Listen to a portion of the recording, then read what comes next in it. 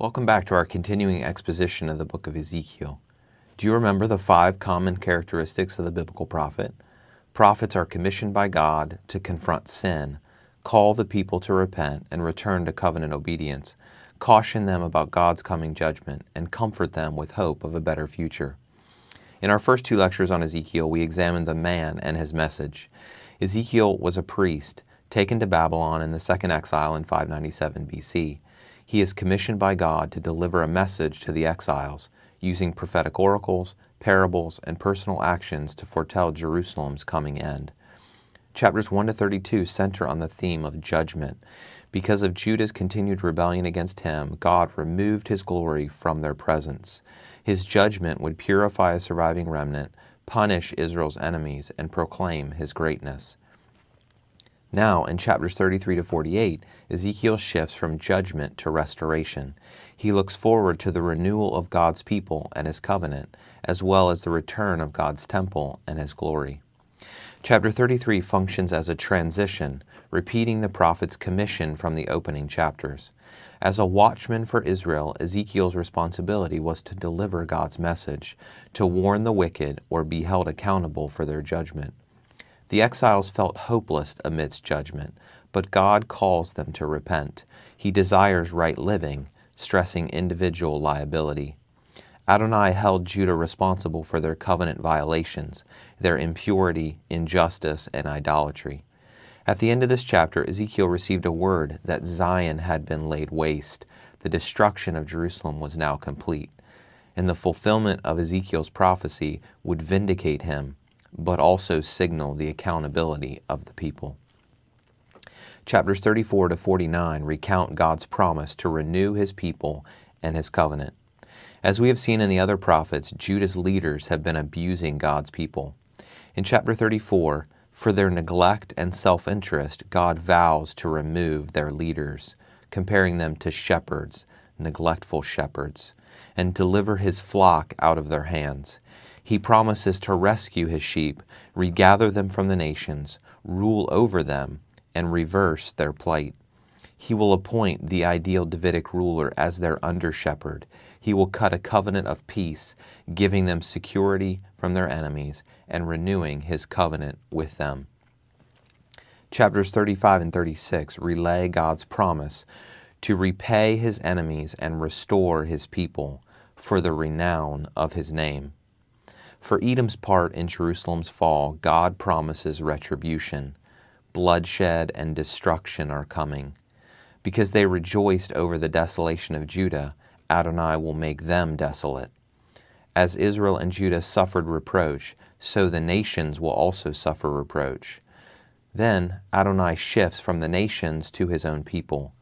In their sin and judgment, they had profaned his great name among the nations.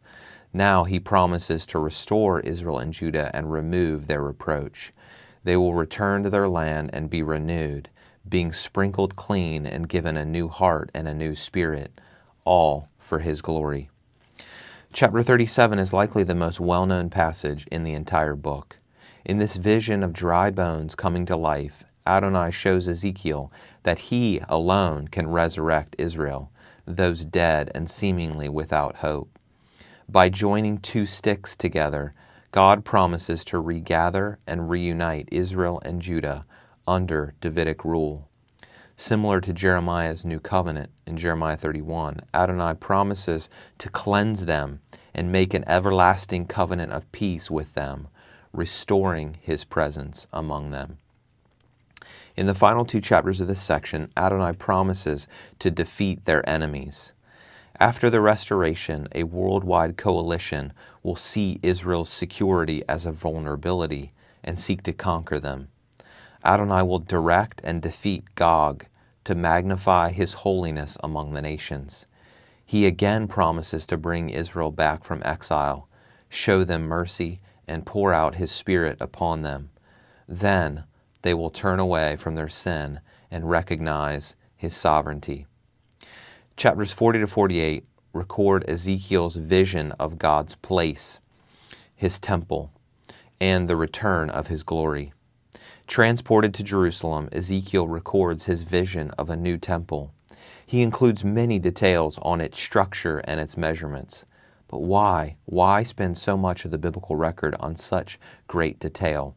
There are two reasons. First, Ezekiel is a priest, and as a result would have great concern for the temple structure and function. But more importantly, the detail is necessary for rebuilding. He says in chapter 43, "Describe to the house of Israel the temple, its whole design as well as its statutes, and write it down for a sign that they may carry it out." But better than the temple is the return of Adonai's glory to establish his throne forever among a purified people.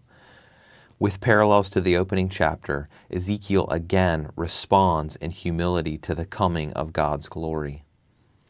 Interestingly, the physical response of God's prophet falling down on his face indicates that neither years of reflection nor decades of service have dulled his sense of awe and terror at the sight of God's glory.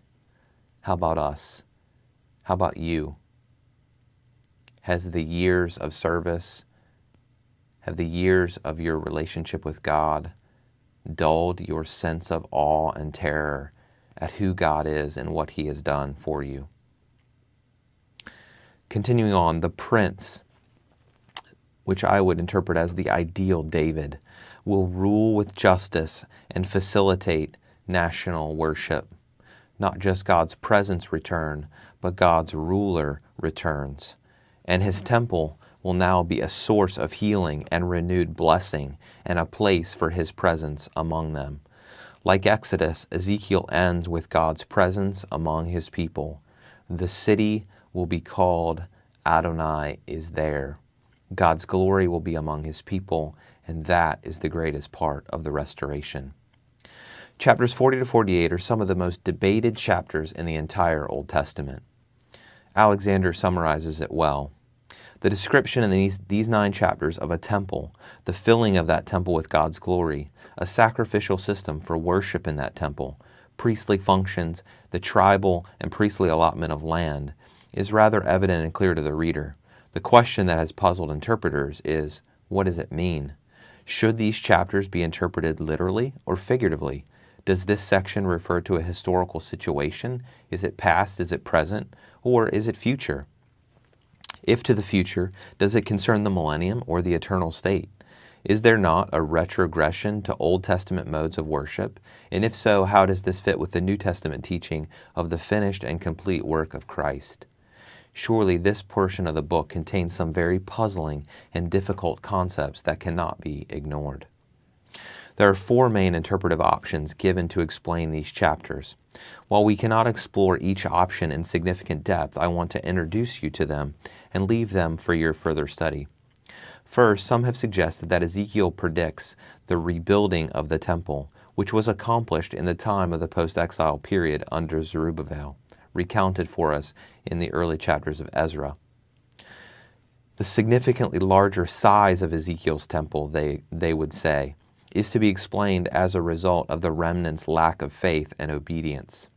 As Jeremiah stated, God promised great blessing, but because of their lack of obedience, recounted, for example, in the book of Haggai, they did not experience its fullness. The temple was not built in accord to its grand design and plan. But the instructions here are also given after a period of restoration, after the final battle recounted in chapters 38 and 39, suggesting that these events are yet future. Second, many advocates of Reformed theology would view the picture of Ezekiel's temple as spiritually fulfilled in the coming of Christ and the creation of his church.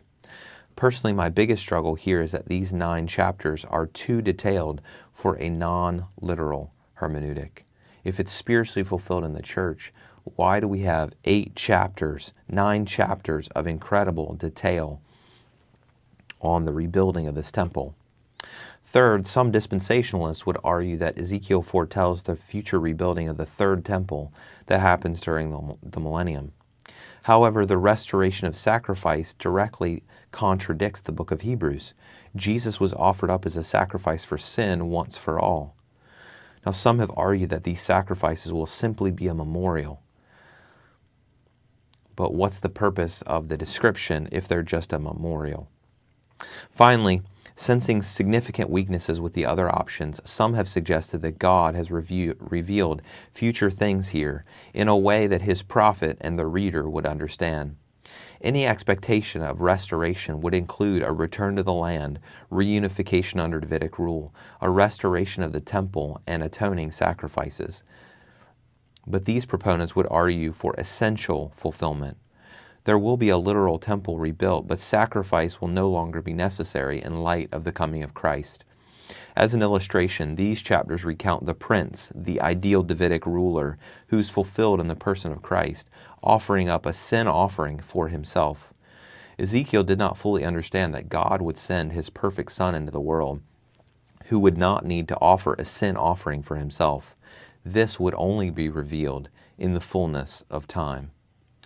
So in sum, after God's judgment of Judah in chapters 1 to 24 and the nations in chapters 25 to 32, here he promises to regather his people scattered among the nations and renew his covenant with them for the sake of his glory. In the future, a magnificent temple will be rebuilt where God's glory will return once again to dwell among his people.